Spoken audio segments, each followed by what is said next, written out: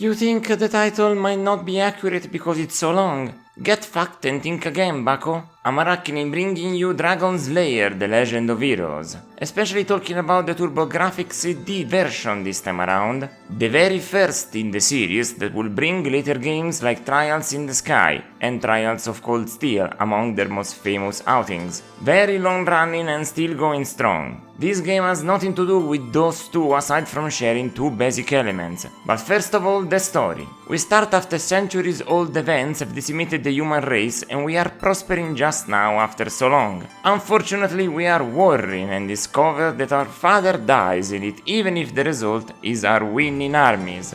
Our uncle puts us into fostering since we are 6 years old and promises that when we will be 16, we will then reign our kingdom.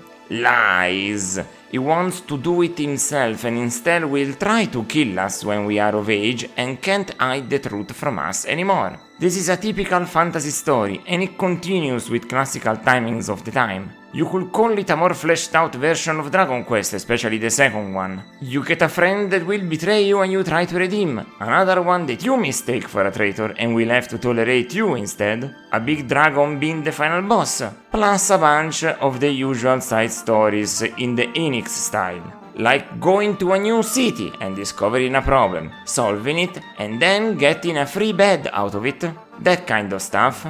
But let's get into the gameplay, since it has point number 1 in common with the modern entries in the series, because it's turn-based. Of course, being from 1991 it's also very basic, but at least it's fast. Really, the entire menus are fast. They load immediately and also the battle passes by in an instant. You attack on the spot because it uses the true turn-based system. Means that you have priority depending on your speed. One of your party members might even go twice before the monsters. That's always cool when it happens. With one feature that I don't see often even today, but it's incredible to think that this title probably was the first to implement it. I'm talking about the instantaneous restart.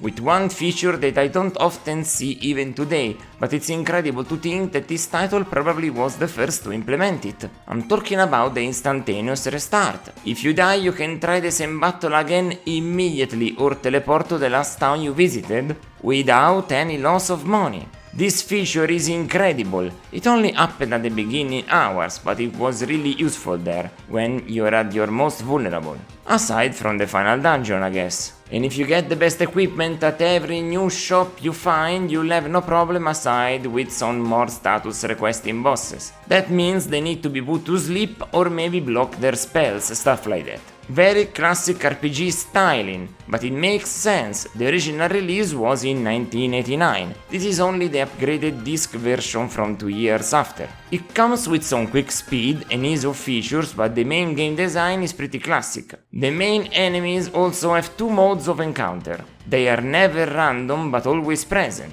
To preserve RAM space, they are invisible on the world map, but if you sit still, they might come to you, meaning that they really move, spawn, and encounter you. Proving that they become visible the moment you encounter them, and if you run away from battle, they will keep their presence and move about the map, at least until they're visible and you don't make them despawn since they're out of view. In dungeons, they're always present and you might try to avoid them if you feel like you killed them too easily and don't have the need to fight them for money or experience. Thanks to the CD format also, they are very diverse and don't suffer any recolors at all. You get new ones until the very end. This is honestly fantastic stuff. They still throw new abilities at you, even some that don't get hit by anything but magic. Really mean stuff. And here you understand why escaping and seeing them is important.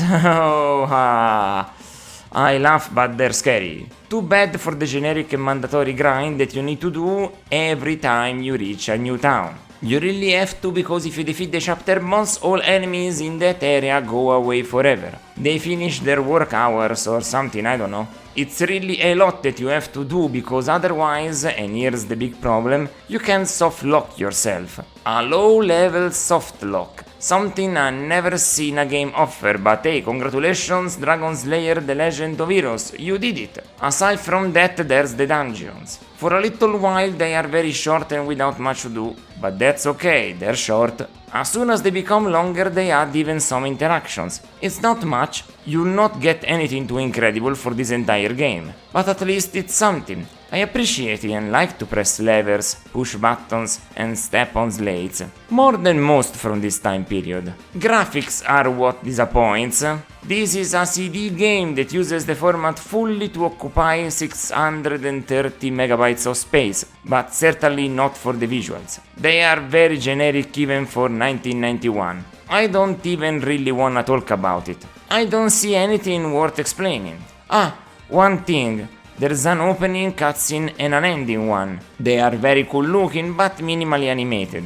Not much going on and also badly synced with the dub from voice actors. And here we get into the audio. I'm of two minds about it. The entire dubbing of the game they did in English at the time is trash, but also hilarious at times. I've had many occasions in which I laugh at the game but never with it. It had not much humor after all, and when it even tried, it was really outdated stuff, like jokes you've heard millions of times, stuff that even Rodney Dangerfield thought it was old material. Also, the acting is convincing maybe 5% of the time. Why even do this if you're gonna have such a result? There's an 85-year-old sage that is voiced by a 25-year-old guy that doesn't even try to sound old. It's just incredible. Here's some examples because they are so worth listening to even if you'll never play it. I understand from the gate guards that you're still indulging in slime bashing. I hardly think that such a childish pastime befits one who is destined to inherit the throne in just 2 more months. What's the meaning of this? I'm glad we were able to catch you before you wandered around the city. After all, you are one of the dearly departed. Prince Logan, just look at these lads. You'll not find a finer bunch in all of Isrenaza. Aye, with these laddies by your side, it won't be long before... So, never mind that, but the soundtrack is just incredible. Perfect late 80s, early 90s vibes of the fantasy movie that wants to have rhythm. You know the ones, like the Tangerine Dream soundtrack to Legend, like the Queen OST to Highlander, all that jazz. I loved it a lot personally, and it's the only thing that makes use of the CD format fully. The quality and the complexity of the tracks is really incredible. The mood and vibes are also immaculate for the most of it. And they aren't loops. If you put some lyrics to it, they're full-fledged songs. They go from 3 to 5 minutes. What a fantastic effort from the two composers.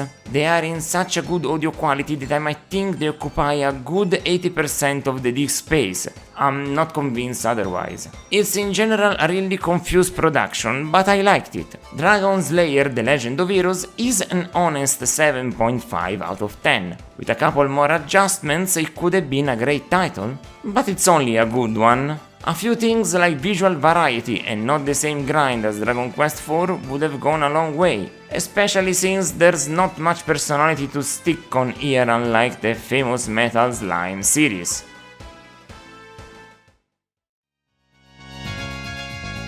If you wanna see me play the games that I will review, plus some extra stuff, catch me on Twitch at Araknie Retro. It's my natural habitat, you see? Until next time, ciao ciao!